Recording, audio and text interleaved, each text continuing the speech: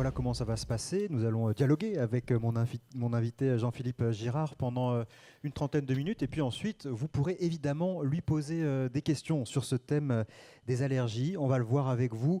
C'est en plein boom, hein, c'est ce que vous m'avez dit. On ne va pas discuter uniquement de ce qui se fait aujourd'hui et de ce qu'on comprend des allergies, mais aussi de traitements qui sont encore dans les laboratoires, déjà un peu en test et qui sont très prometteurs, qui pourraient changer la vie de bien des allergiques. Un petit état des lieux d'abord, avec la télécommande qu'on a dû me tout de suite, remettre. Daniel.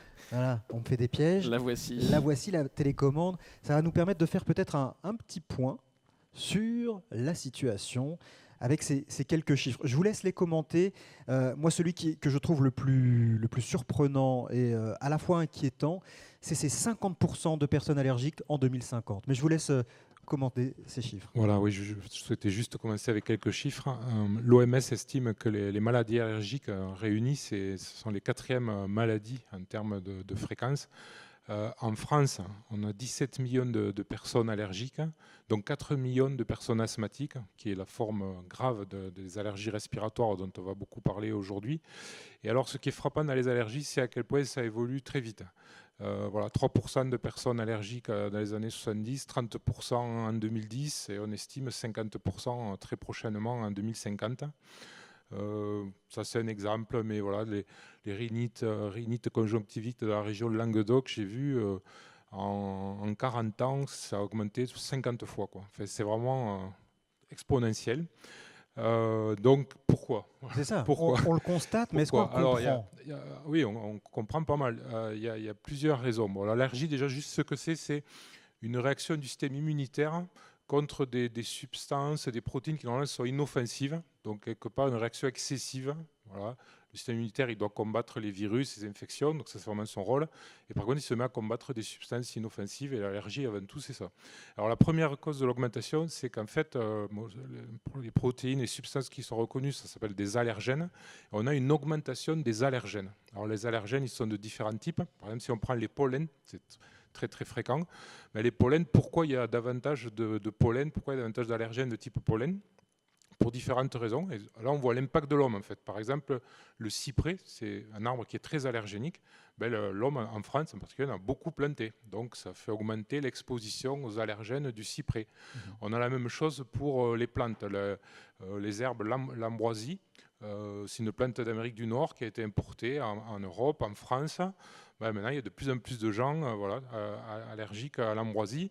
Avec le réchauffement climatique, on s'aperçoit que l'ambroisie, on la trouve de plus en plus dans le nord. Donc, il y a des gens qui n'étaient pas exposés qui se mettent à être exposés. La saison pollinique dure de plus en plus longtemps. Donc, tout ça, ça augmente la quantité d'allergènes dans l'air. Après, il y a d'autres allergènes, les acariens, les poussières. Bon, donc tout ça, en fait, voilà, première raison. Deuxième raison, on est plus sensible aussi. On est plus sensible. Alors là, qu'est-ce qui va intervenir? La pollution, notamment la pollution, qu'elle soit à l'extérieur, qu'elle soit à l'intérieur des maisons. La pollution à l'extérieur, ben, par exemple, les particules de diesel.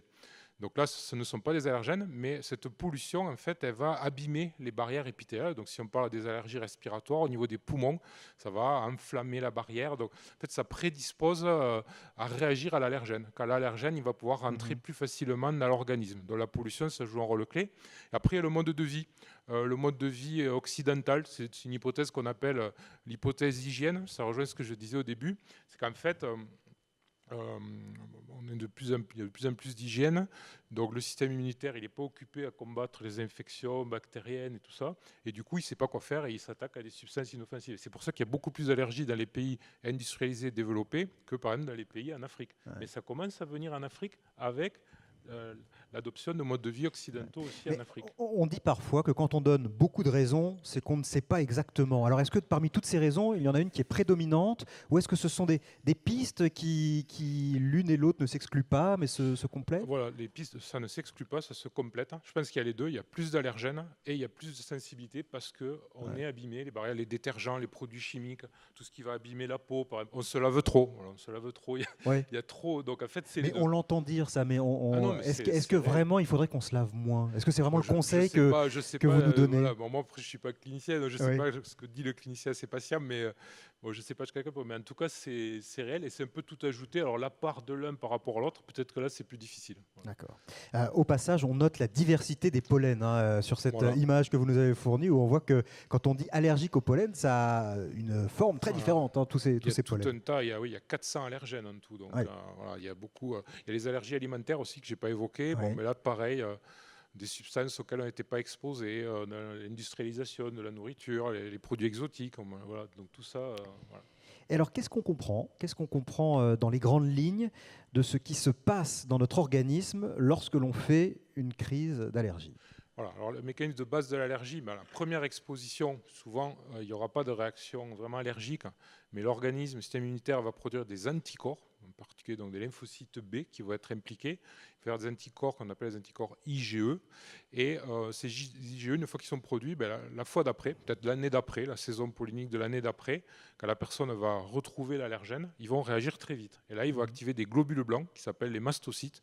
Les mastocytes vont libérer tout un tas de substances, notamment de l'histamine. Et c'est ça qui va faire le nez qui coule, voilà, les yeux qui pleurent, voilà, et tout un tas d'inflammations. Donc ça, c'est vraiment le mécanisme de base des allergies.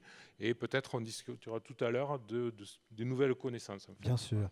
Est-ce qu'il y a une composante génétique? Est-ce qu'il y a des terrains allergiques? Est-ce qu'on hérite de l'allergie de ses alors là, parents? c'est complet, c'est vraiment très très bien démontré. Il y a un terrain génétique, ça veut dire ce sont des prédispositions. Donc un enfant, si ses deux parents sont allergiques, clairement, il a un plus grand risque d'allergie. Après, c'est pas une maladie rare. C'est pas parce qu'on a le gène qu'on a la maladie. C'est de la prédisposition. On a plus de risques, plus de chances de développer une allergie. Parce qu'en fait, c'est une maladie multifactorielle. Il y a plein de facteurs. Donc il y a plein de gènes qui vont être impliqués. Tout à l'heure, on va parler d'un gène qui est vraiment clé. Donc il y en a quand même des dominants. Mais oui, clairement, la composante génétique et l'environnement, ce sont les deux composantes de l'allergie. Environnement et génétique. L'environnement, voilà. L'environnement, c'est clé. Si on n'est pas exposé à l'allergène auquel on est allergique, on ne développe pas d'allergie. C'est une méthode de traitement d'éviter l'exposition, de ne pas sortir quand il y a les pollens. Voilà. Si on n'est pas exposé à l'allergène, on a beau avoir la prédisposition génétique, on ne développera pas d'allergie. Alors, des traitements, il en existe. Et il en existe pour certains depuis longtemps. Sauf que, on va le voir, ils ne sont pas suffisants dans certains cas. Donc, ça vaut encore le coup de chercher. On va évoquer les traitements, mais quand je dis ça vaut encore le coup de chercher, ça aussi, c'est quelque chose que j'ai appris en discutant avec vous. En France, ça semble être une particularité. On sous-estime, en tout cas, on montre peu d'intérêt. Déjà, difficile de savoir le nombre de personnes allergiques en France, alors qu'on a des chiffres beaucoup plus clairs dans d'autres pays.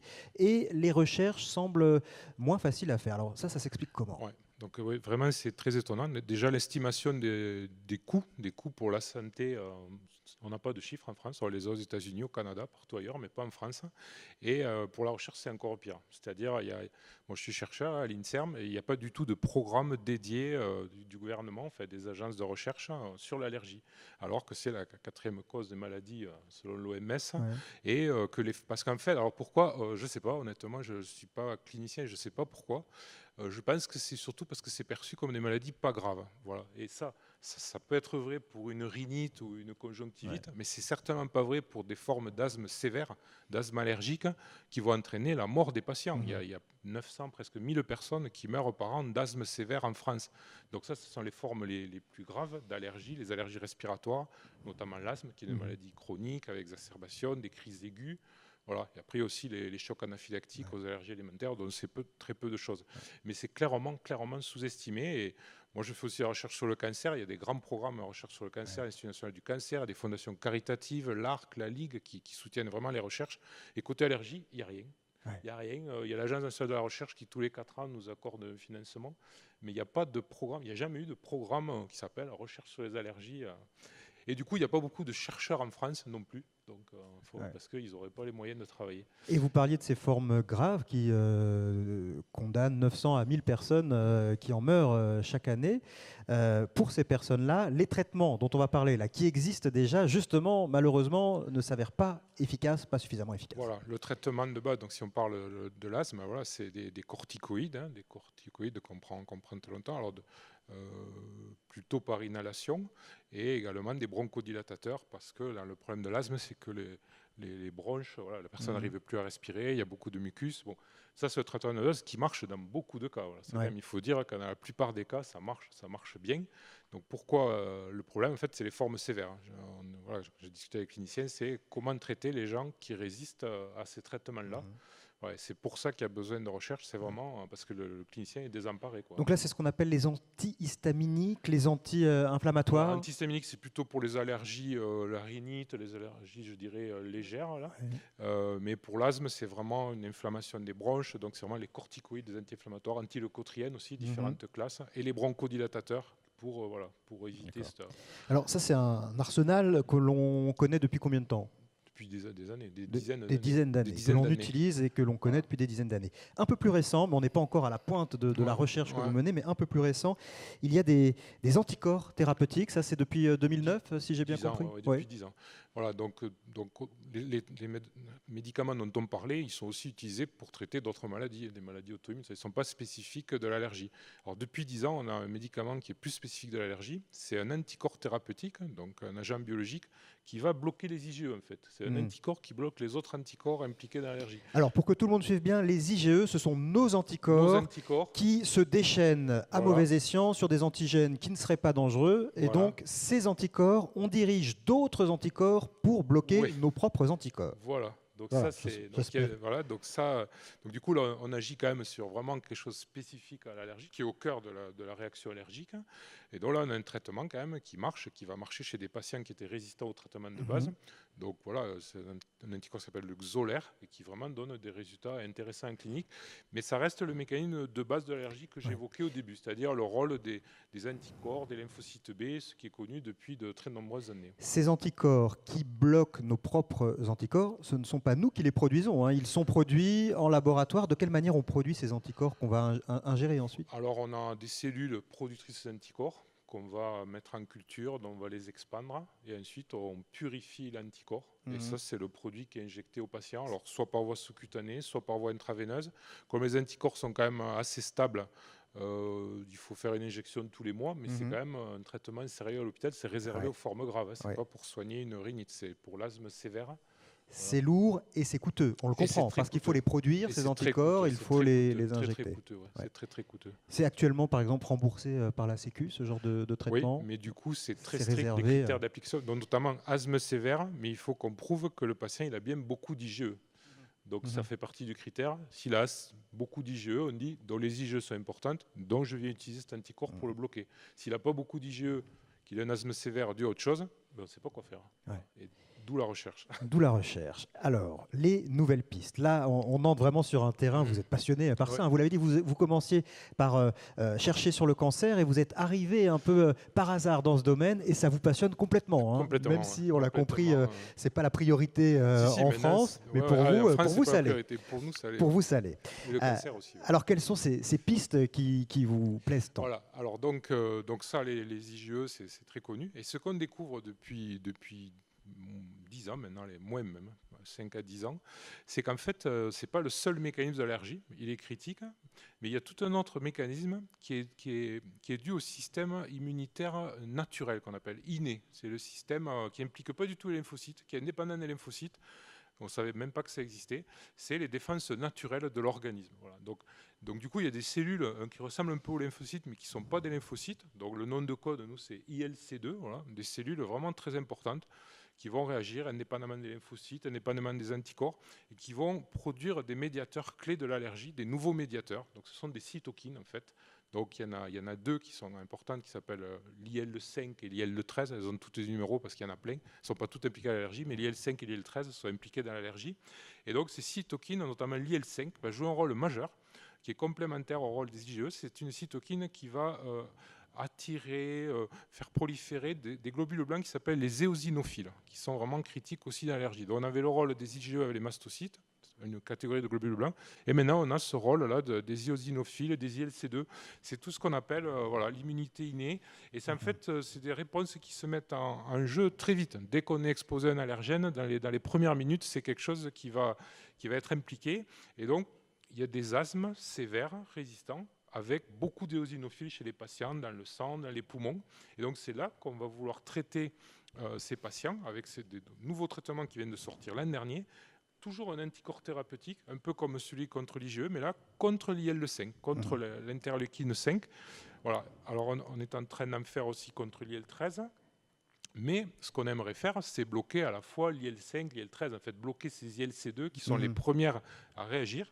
Et en fait, je fais juste une petite traduction, parce que là, comme vous emportez avec plein de... Pour être sûr que tout le monde nous suive bien, vous découvrez donc dans le système immunitaire tout un réseau de communication. Ces petites molécules, ce sont des molécules utilisées pour que les cellules immunitaires discutent entre elles, s'auto-activent et déclenchent des réactions. Et vous avez découvert tout un nouveau système de communication et vous vous dites, on va couper le fil de cette communication avant que le signal de déclencher la guerre ne parte. Le plus tôt possible. Le plus tôt possible dans la cascade de réactions. Voilà. Donc en fait, c'est ça qu'on étudie. Alors c'est pas que mon équipe, on est beaucoup d'équipes dans le monde à travailler sur ces nouvelles voies. En fait, le but c'est ça, c'est d'agir le plus tôt possible. Donc quand on agit sur l'IL-5, déjà, c'est trop tard, elle a été libérée. Si on peut arriver à l'empêcher, donc les ILC2, mais si on arrive à empêcher qu'elles soient activées, ce serait la clé. Et c'est là où on intervient, et c'est là où, comme ça que nous, qui travaillons sur le cancer, on se met à travailler sur l'allergie, c'est qu'on a trouvé probablement une autre cytokine encore, qui s'appelle l'IL-33, vous voyez, elle est...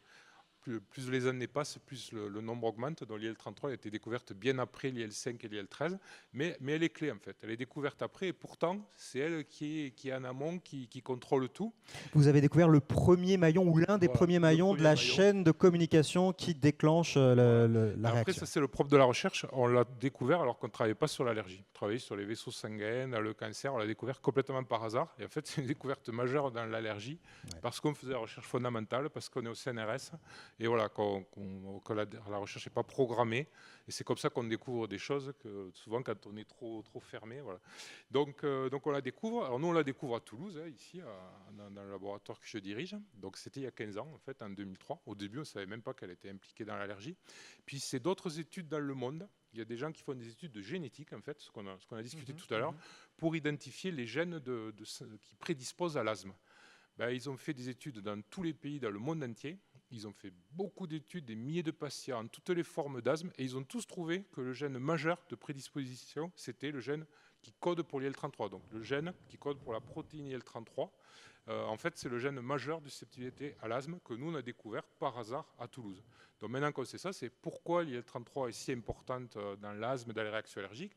Ben, c'est ce qu'on vient de dire, c'est parce qu'elle est vraiment en amont, et donc c'est ça qu'on étudie, c'est comment l'IL-33 va déclencher toute la cascade de réactions. Voilà, il y a une très bonne image que vous m'avez donnée. Vous m'avez dit l'IL-33, c'est le signal d'alarme. C'est le signal d'alarme de la caserne. Et si jamais on arrive à bloquer le signal d'alarme, plus personne ne bouge. Alors, il y a quand même une question qu'on peut se poser, c'est que ce signal d'alarme, s'il a été sélectionné au cours de l'évolution, c'est qu'il avait peut-être un rôle à jouer dans les défenses immunitaires. Alors, on le sait, hein, pour poursuivre votre image, on est dans la caserne où ça sonne tout le temps parce que la sonnerie est déréglée. On se dit, on coupe la sonnerie, mais le jour où il y a vraiment le feu, eh ben, on n'est plus au courant. Alors, est-ce qu'on ne va pas réduire nos défenses immunitaires en coupant le circuit ? Voilà. Et juste, je voudrais commenter sur le signal d'alarme. En fait, ce que nous avons découvert à Toulouse, c'est que ce signal d'alarme, il est présent tout le temps dans l'organisme chez tout le monde. Et ça, c'est pas courant parce que d'habitude, IL-5, IL-13, c'est que s'il y a une réaction allergique, elle va être produite. L'IL-33, c'est différent. Pourquoi c'est un signal d'alarme ? Parce qu'elle est produite tout le temps, en permanence, dans les poumons, dans la peau aussi, dans toutes les barrières, pour nous protéger en fait quelque part contre l'extérieur. Et comme elle est produite en permanence, dès qu'il va y avoir une attaque, un danger, elle va pouvoir déclencher les réponses à l'instant T en fait, dans les secondes, les minutes qui suivent. Alors, pourquoi on pense que ce système a été sélectionné au cours de l'évolution ? C'est pas pour nous créer des allergies en fait. On pense que ce système intervient notamment pour la protection contre les parasites. Voilà, les infections parasitaires. Donc ça a été sélectionné sur des des centaines, des millions d'années. Et c'est pour nous protéger contre les parasites, peut-être aussi contre les infections dues à des moisissures, des champignons. Voilà, donc c'est en fait un système de défense. Et contre les parasites, c'est encore très important de nos jours en Afrique, mais c'est moins important dans nos pays. Et du coup, on rejoint ce qu'on disait au début, du coup, le système immunitaire, il n'est pas occupé à lutter contre les parasites, il se met à lutter contre des substances contre lesquelles il ne devrait pas lutter. Voilà. Donc, a priori, couper le signal d'alarme ne serait pas préjudiciable. Sans doute que ce n'est pas super grave. Enfin, les premiers résultats, c'est ça. On a l'impression que ce n'est pas toxique. Et oui, on en vient au premier résultat. Parce que là, en fait, ce n'est pas encore commercialisé. Oui. C'est testé sur qui, dans quelles conditions, qu'est-ce que ça donne? Voilà. Et le fait que ce n'est peut-être pas grave, c'est aussi on a dans la population islandaise, on a des gens qui ont des mutations dans le gène IL-33, ils ne font pas d'IL-33. Et en fait, ils se portent très très bien. Ils ont eu plein d'enfants. Parce que voilà, à un moment, on se disait, voilà, est-ce que le 33, c'est pas essentiel à la vie, tout ça. En fait, pas du tout. Ils se portent très très bien. Et les seules observations qu'ils ont pu faire, c'est qu'en fait, c'est des personnes qui ont 2 fois moins d'allergies respiratoires, 2 fois moins de rhinite. Et en fait, ils sont protégés contre les allergies, mais ils se portent très très bien. Ah oui. Voilà. Alors donc la question, c'était. Du coup, j'en avais une autre. Du coup, en Islande, vraiment, on note très peu d'allergies. Quand vous dites 2 fois moins, ça veut dire que la population. Les patients qui ont les mutations, les patients qui ont plus d'IL-33, ils sont protégés contre l'asthme. Mais il y a quand même des allergies en Islande. Ma question, c'était que donnent les tests en laboratoire, les premiers tests pour bloquer cette molécule IL-33? Donc en fait, quand on bloque cette molécule, on réduit les réactions allergiques. Tout ce qui est en particulier de cette histoire éosinophile, voilà, tout ce qui est IL-5, on bloque les effets en aval de l'IL-5. Donc c'est tout ce qui est, il n'y a plus d'éosinophiles. Donc on se dit les asthmatiques qui ont beaucoup d'éosinophiles, ça va vraiment bien marcher. Et comme l'IL-33 est en amont, on bloque aussi l'IL-13. Et l'IL-13, c'est celle qui est responsable de la production de mucus, qui va obstruer les bronches chez les patients. Donc en traitant l'IL-33, on traite à la fois le mucus, les éosinophiles, et l'IL-33 agit même sur les globules blancs mastocytes, qui eux produisent IgE. Donc avec l'IL-33, on a le système de commande ultime. Et vous bloquez là encore, vous l'avez dit, avec des anticorps qui sont produits de la même manière que les anticorps anti-IgE dont on parlait pour le traitement de 2009. Donc ça reste coûteux. Ça reste très coûteux. Donc il faudrait trouver. Donc là, il y a plein d'entreprises pharmaceutiques, que ce soit il y a Sanofi, il y a Roche, GSK, AstraZeneca. Tout le monde développe des anticorps parce qu'ils savent que c'est la protéine qu'il faut bloquer. C'est en phase 1, donc c'est pas toxique. Donc on peut bloquer les 33, c'est pas toxique. Il démarre juste à la phase 2, on va voir si ça marche. Mais nous, ce qu'on aimerait faire au laboratoire, donc au CNRS, c'est d'essayer de trouver des petites molécules qui coûteraient moins cher. Voilà, qui pourrait être utilisé pour traiter un plus grand nombre de gens et qui agirait avant que l'IL-33 soit libéré même, avant qu'elle déclenche toute la cascade. Toujours pareil, plus on comprend ce qui se passe au début, nous on travaille vraiment sur ça. C'est un allergène est inhalé. Qu'est-ce qui se passe au niveau de l'IL-33 ? En voilà un d'allergène. Alors ça, c'est une énigme. C'est une énigme justement que le fait de connaître l'IL-33 a permis de résoudre. Exactement. Expliquez-nous. Alors ça, ce sont en fait des spores de champignons. Donc, il y a plusieurs champignons, les noms scientifiques, Alternaria alternata, Aspergillus fumigatus, voilà. Mais en fait, ce sont des champignons, des moisissures, ça, ce sont des spores. Et en fait, ce champignon, Alternaria alternata, il est responsable des crises d'asthme sévères, vraiment. Et en particulier, c'est lui qui cause, enfin, c'est un des facteurs qui cause l'asthme épidémique. L'asthme épidémique, qu'est-ce que c'est ? C'est à la fin de l'été, là, souvent, au début de l'automne. Il va y avoir libération des spores de ces champignons. Donc les patients asthmatiques vont inhaler ces spores. Et dans les jours qui suivent, on les voit tous arriver à l'hôpital. Ils arrivent tous à l'hôpital, ils déclenchent des crises d'asthme sévères. Et le champignon majeur qui est en jeu, c'est celui-là. Et en fait, nous, on essaie de voir que fait ce champignon sur l'IL-33. Et on s'aperçoit que ce champignon, il est capable, quelques minutes après l'inhalation, de faire libérer l'IL-33. Donc l'IL-33 est libéré en grande quantité. Et il ne fait pas que ça. Et ça, c'est une propriété qu'il partage avec d'autres allergènes, notamment les pollens. Ils contiennent des activités biochimiques, des enzymes, des activités enzymatiques qu'on appelle les protéases, qui sont capables en fait de venir. Dans les protéases, ce sont des enzymes qui coupent les protéines en deux. Ce champignon, il a des protéases comme ça qui coupent l'IL-33 en deux. Et ce qu'on a découvert, nous, à Toulouse, c'est que quand l'IL-33 est coupée en deux, elle devient hyper active. Elle est 100 ou c'est de la super IL-33. Donc ce champignon, il fait de la super IL-33. Donc du coup, ça fait des super réponses allergiques qu'il faut vraiment à tout prix bloquer. Signal d'alarme qui s'amplifie. Voilà, un signal d'alarme énorme et qui déclenche toute la cascade. Et nous, c'est ça qu'on veut bloquer. Et c'est clair que voilà. les données cliniques sur le lien entre ce champignon et l'asthme sévère. Vraiment, donc nous, on vient de faire le lien, là, c'est un article qu'on vient de publier il y a quelques mois dans la Nature Immunologie, on vient de faire le lien, comme ça, le lien direct entre l'environnement, ce champignon, qui est un allergène majeur, et quelque part la génétique, parce que l'IL-33 est le gène majeur de susceptibilité à l'asthme. Donc comme ça, on a à la fois génétique et environnement, tout concorde sur l'IL-33. Il y a vraiment quelque chose qui est en train de se débloquer dans la compréhension des phénomènes allergiques. On est vraiment en train de le vivre en ce moment. Ces 10 dernières années, c'est vraiment... Donc, je le redis, c'est pas comme une équipe. On est maintenant des centaines de groupes au monde qui travaillent sur ça. Mais c'est une vraie révolution de s'apercevoir qu'il y a tous ces mécanismes, IL-33, IL-5, eosinophiles, en parallèle des mécanismes bien connus, IgE, mastocytes, et que les deux collaborent et que dans certains cas, peut-être ce mécanisme suffit à déclencher les réactions allergiques. Allez, on va écouter quelques questions dans la salle. Il me semble qu'on a été assez complet, assez clair sur ce que vous faites. Petit message technique, je n'ai pas l'écran allumé avec les questions des internautes, donc je ne peux pas recevoir les questions des internautes qui nous suivent. Alors, dans la salle, par contre, les micros marchent, vous êtes présents et on va se faire un plaisir de vous apporter le micro pour que vous puissiez les poser sur ce thème des allergies. S'il y en a. Voilà, c'est toujours la première qui est difficile, mais je vois déjà 2 mains qui se lèvent. Monsieur. On va allumer le micro. Il va ou peut-être.